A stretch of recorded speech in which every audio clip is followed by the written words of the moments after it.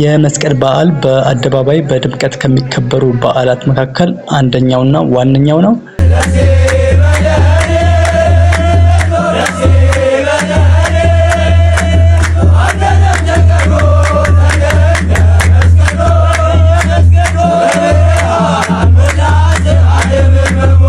የመስቀል በዓል በኢትዮጵያ የክርስትና እምነት ተከታዮች ዘንድ በተለይም ደግሞ በኢትዮጵያ ኦርቶዶክስ ተዋሕዶ ቤተክርስቲያን እምነት ተከታዮች ዘንድ ትልቅ በዓል ነው። በዓሉ ከዋዜማው አንስቶ በአደባባይ በድምቀት ከሚከበሩ በዓላትም አንዱ ነው። ንግሥቲቱ እሌኒ እንጨት አሰባስባ ደመራ ደምራ ነደደች። በሚነደው እሳት ውስጥ ዕጣን ጨምራ የዕጣኑ ጢስ ቦታውን እንዲያመለክታት ወደ እግዚአብሔር ተማጸነች።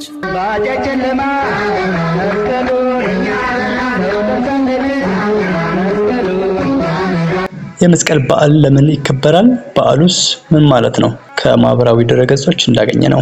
እስከ ቪዲዮ ፍጻሜ አብራችሁን ቆዩ። ናታንኤል ሚዲያን ላይክ፣ ሼር እና ሰብስክራይብ በማድረግ ጀምሩ። በድጋሚ መልካም በዓል።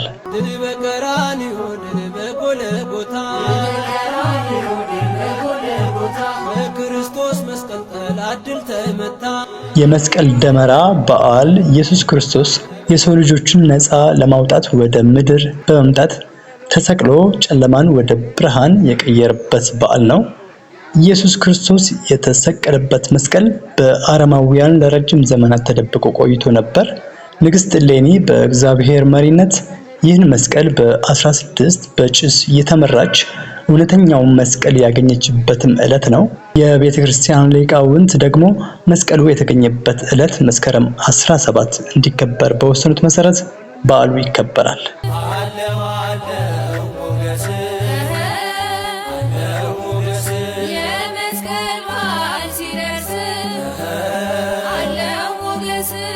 በመሆኑ ምዕመናን በየዓመቱ መስከረም 16 ደመራን የሚያከብሩት የንግሥት እሌኒ በጭስ ታግዛ መስቀሉን ያገኘችበትን ሁነት ለማሰብ ነው።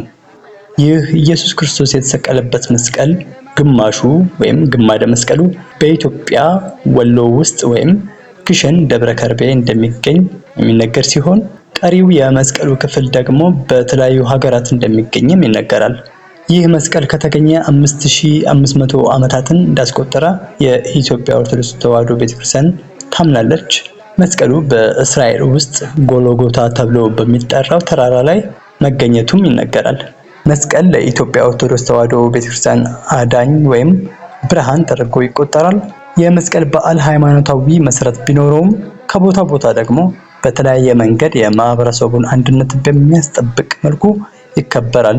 በዓሉ በሰሜን ኢትዮጵያ፣ በመሃል እንዲሁም በደቡብ ኢትዮጵያ በተለያዩ መንገዶች ሃይማኖቱንና የማህበረሰብ ማንነትን መሰረት በማድረግ እንደሚከበርም በስፋት ይታወቃል።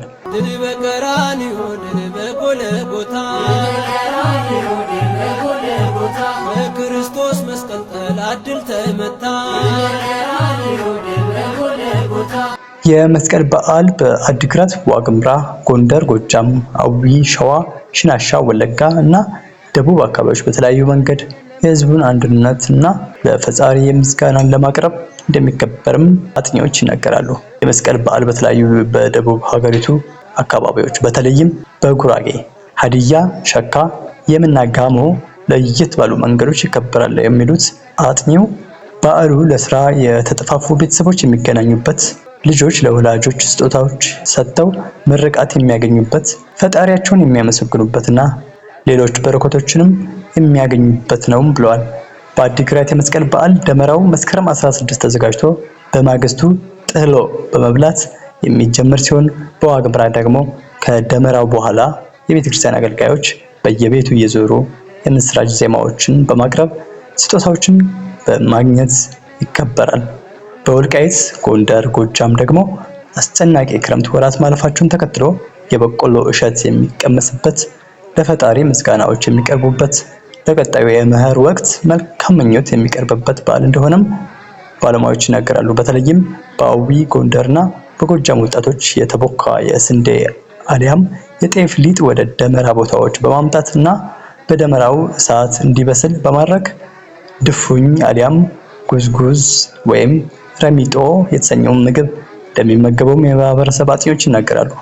በአዲስ አበባና በዙሪያው ደግሞ የመስቀል በዓል የውጭ ሀገራት ጎብኚዎች በሚስብ መንገድ በመስቀል አደባባይና በየአካባቢው የህዝቡን አንድነት በጠበቀ መንገድ ይከበራል።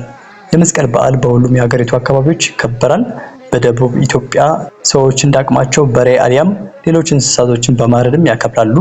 በምዕራብ ኢትዮጵያ በተለይም በወለጋ ደግሞ ወንዶቹ ወደ ወንዝ በመሄድ ቄጠማና የእርድ በሬ የማዘጋጀት ባህልና በዓል አከባበር እንዳላቸውም አጥኚዎች ይናገራሉ።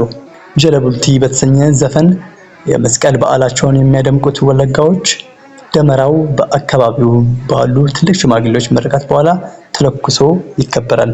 በተለይም በወለጋ ደግሞ ደመራዎች የሚለከሱት ንጋት ላይ ናቸው። ነገር ግን በአዲስ አበባ ደግሞ አብዛኛውን በማታ የሚደረግ የደመራ በዓልን እንመለከታለን። በእናንተ አካባቢስ ያለው እንዴት ነው? በያላችሁበት አካባቢ ያሉ የደመራ በዓል አከባበር፣ የመስቀል በዓል አከባበር የሚደረጉ ድርጊቶችን በመላው ኢትዮጵያ ያላችሁ፣ በውጭ ሀገራት ያላችሁ እንዲሁ ሀሳባችሁን አስቀምጡልኝ። በአጠቃላይ የመስቀል በዓል አከባበር መነሻው ሃይማኖታዊ መሰረት ቢኖረውም በሰሜን ኢትዮጵያ እሸት በመቅመስ እና ስለ ቀጣዩ የመኸር ወቅት ለሰብል ስብሰባ ተስፋ በመሰነቅ ሲከበር፣ በደቡብ ኢትዮጵያ ክፍሎች ደግሞ በብዛት በእንስሳት እርድ ደምቆ ይከበራል ተብሏል። እርስዎ ባሉበት አካባቢ በዓሉ እንዴት ይከበራል? አሁንም ሀሳብና አስተያየቶቻችሁን ጻፉልን። መልካም የመስቀል በዓል ይሁንልዎ። ናታኒም ሚዲያ ላይ ትገኛላችሁ። ናታኒም ሚዲያን እስካሁን ሰብስክራይብ ካላደረጋችሁ ሰብስክራይብ ያድርጉ፣ ቪዲዮውን ላይክ ያድርጉ፣ እንዲሁም ለወዳጅ ዘመዶቻችሁ ለጓደኞቻችሁ ሼር ያድርጉት። በመላው በፌስቡክ በተለያዩ ድረገጾች ሼር ያድርጉ። ናታኒም ሚዲያን ለማገዝ በሱፐር ታንክስ እና በሱፐር ቻት ማገዝ ይችላሉ። አዘጋጅና አቅራቢ ሄኖክ ነበርኩኝ። እኔን ለማግኘት ወይም ማንኛውም አስተያየት ለናታኒም ሚዲያ ያላችሁን አስተያየት ከኮሜንት መስጫው በተጨማሪ ማንኛውም አስተያየት ካላችሁ @ሄኖክ6679 በሚል የቴሌግራም አድራሻን ታገኙኛላችሁ። በቀጣይ በሌላ ቪዲዮ የምንገናኘው። በድጋሚ መልካም በዓል ይሁንላችሁ። ሰላም።